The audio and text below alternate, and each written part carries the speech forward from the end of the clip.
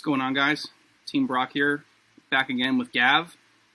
His last profile got quite a lot of views, so we figured we'd bring you a new one. We got the new Tier 1 deck of the format, Spright. So how have you done on tournaments since it came out? So in the past week and a half since I got the deck, I've won 3 box tournaments, going undefeated, like 5 or 6-0, all of them.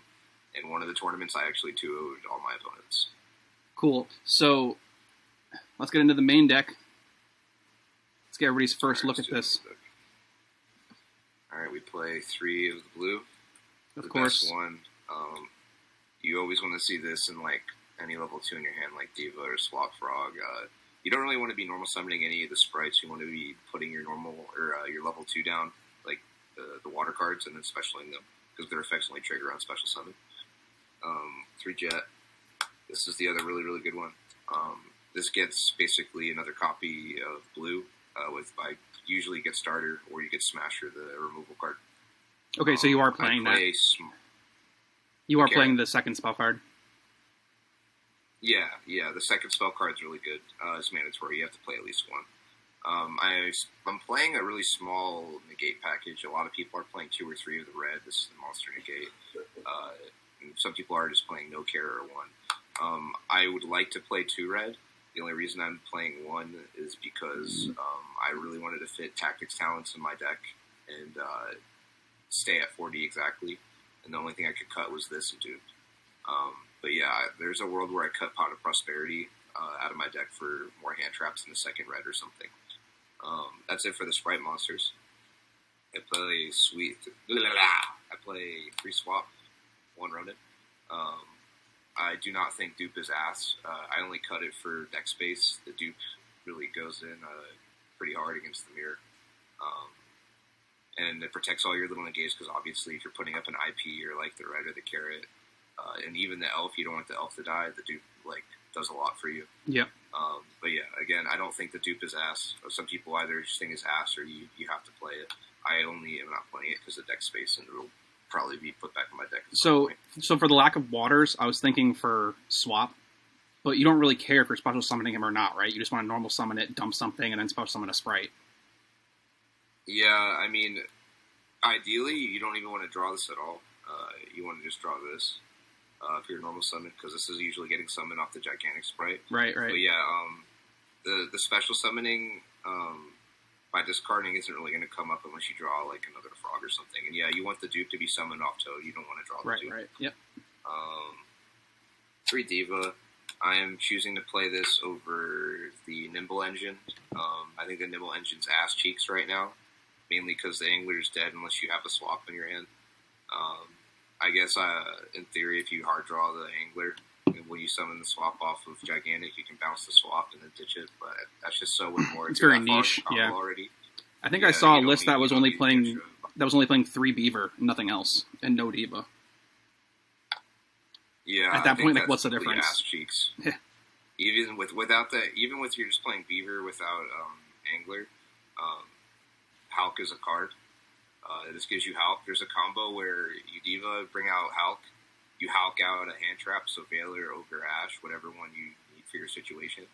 You go into Gigantic Spright with the Hulk and another card, and you summon out Swap. And Swap says you bounce for cost any monster you control. So you bounce back the hand trap you summon off of your Hulk. That's insane.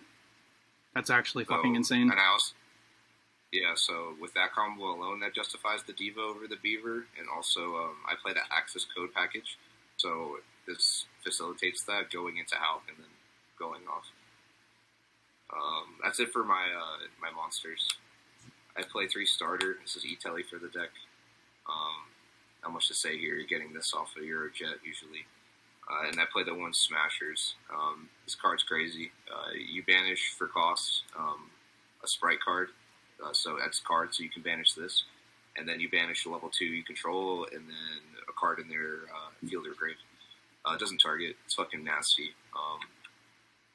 I think the correct play is usually grabbing another one of this when you have your big board. The only reason we do search this is if we respect Dark Ruler in that game state, or if like you're getting this for a specific reason for follow-up. I don't think it's correct to generically just always search this. I play 3 Prosperity. This card's fucking crazy. So the way I usually sequence my cards when I draw the pot, assuming I have full combo,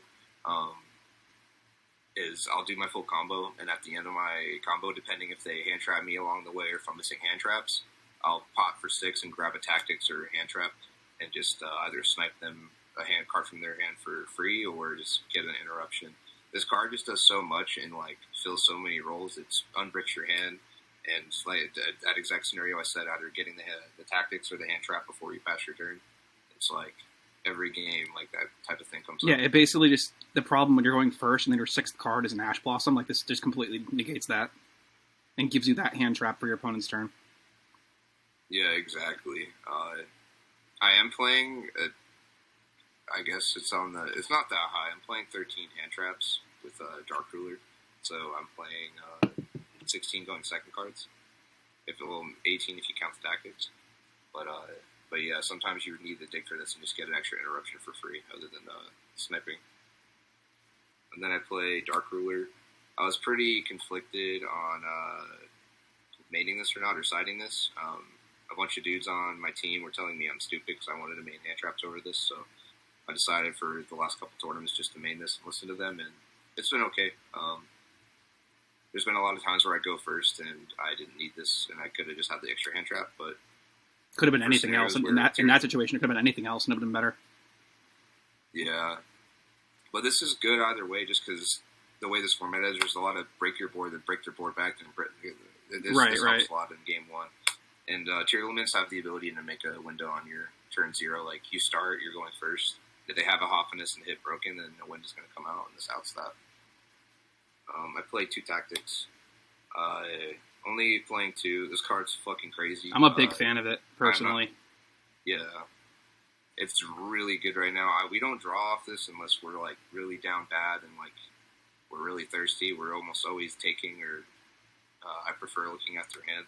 And in the sequencing that I was talking about earlier, where playing my combo, they hand trap me maybe, and then pot, grab this, take their shit. Either way, that's also why I'm not playing 3, because I usually end up grabbing this off the pot. But this card's fucking broken. I wouldn't take this out. For the hand traps, I play 3 Ash, Self-Explanatory, 3 Veiler, hits everything. Mirror, Tear Limit, Wonder, it hits literally everything except Eldritch. You want to play this card. I play 2 Crow. There might be a world where I play 3. That's where the Dark Ruler being in the deck. The Dark Ruler and Pot of Prosperity is making me play the 2 ofs. If those weren't in the deck, arguably this would be at 3. So what are you trying to hit with that, ideally? This is insane against Tier Limit and the Mirror. If any tier, I don't know if you've played much against the new decks at all, but just the Mirror, Spright Mirror, not really Tier Elements. So yeah, so this obviously you're going to hit Rodin or totally with this in the Mirror. Yeah. And then against Tier Limit, they have all their cards say when they're sent to graveyard by card effect. So usually they mill each other and they trigger. They get to fuse, using themselves as material and whatever else in the grave. So if you crow the guy activating, they don't get the fuse. Got it. So that's broken. And then there's a lot of branded still and branded Tier Limit, so this puts it in on that deck too. Obviously hitting the branded and red target, same type of thing. Yep. And then 2 Ogre for Mirror, and Adventure is still heavily played, so hits the Mirror and all the Adventure stuff. There's a lot of Splight builds with Punks and Adventure in it, so Ogre is just really good. It's justifiable to play 3 of both of Kitty Crow and Ogre right now in this format. And then for my last hand trap, I play Imperner. I think this and Veiler, this Veiler Ash are like the most important hand traps in this format to max out. I would really like to play Nibiru right now in place of Nib or Pot or something. No one's playing around Nib or respecting it. People think it's bad, but it's actually really good. Tier Limit, like on the regular, will go over 5 summons easily if they're doing their full combo. Amazing against Splight. But yeah, that's the main thing I want. Like about my main deck, I would like to maybe change is adding a Nibiru. All right, so I don't know if it's in your side, but I got to ask you about one card. What's that? Cross out Designator.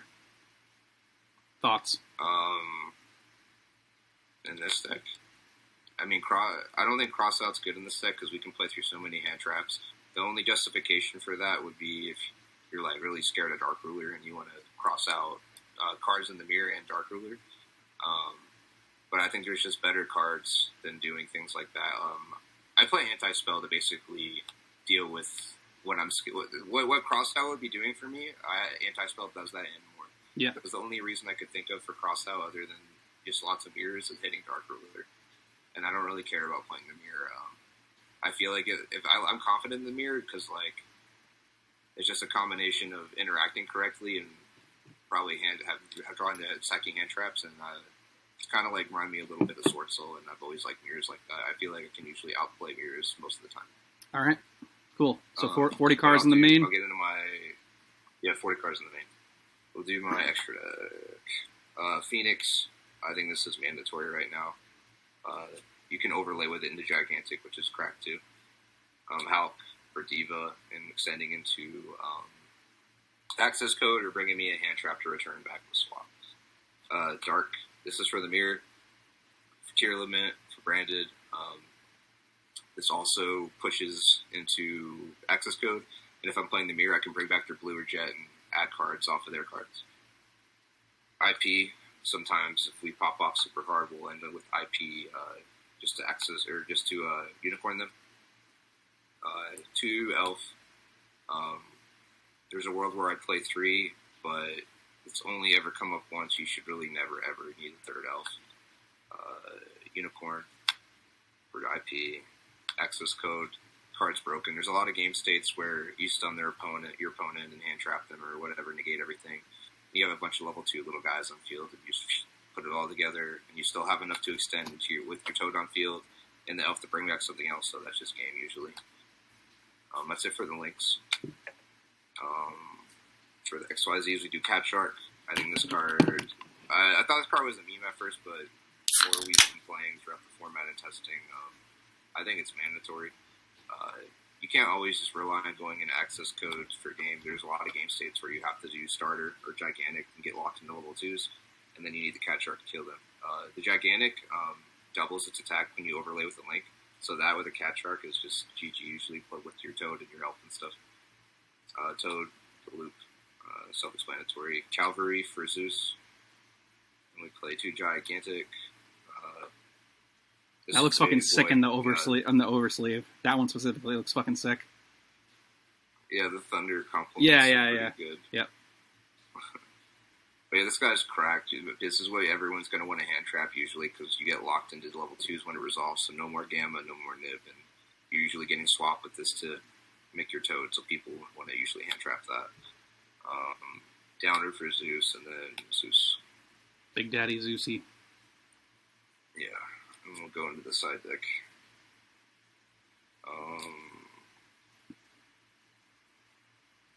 I want to main this card, like I was saying at the end of the main deck. It's everything, except Flu, maybe. Yeah, people don't play around it, but it's just so good. This with any hand trap, or this with Ruler, this with Tactics is just really, really good right now. Storm for... I don't have any back row removal other than Evenly. So this is just generic, just blow out their board type of stuff. The Spright stuff is not that bad. It's going second between Zeus and Smashers and things like that, but sometimes you just need to clear everything. Play 3 Barrier. Flipping this and calling Fusion is cracked, obviously, against tier limit. And this the effect says all face up, or whatever you call is negated. So you can set up your own board with the Toad, use this and call XYZ in the mirror, and you can still Toad negate under this, because Toad sends for cost. And it resolves in the grave. Anti-spell, for reasons I said earlier, hits Adventure, hits Dark Ruler, hits side cards, hits all this stupid-ass fusion decks. Good card. And then I play Evenly. This is for tier limit mainly, and back row decks. I do not put this in against the mirror. Yeah, that's the deck. Cool.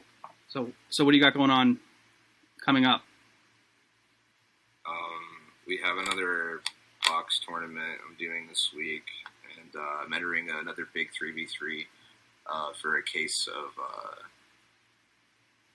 Power of the Elements.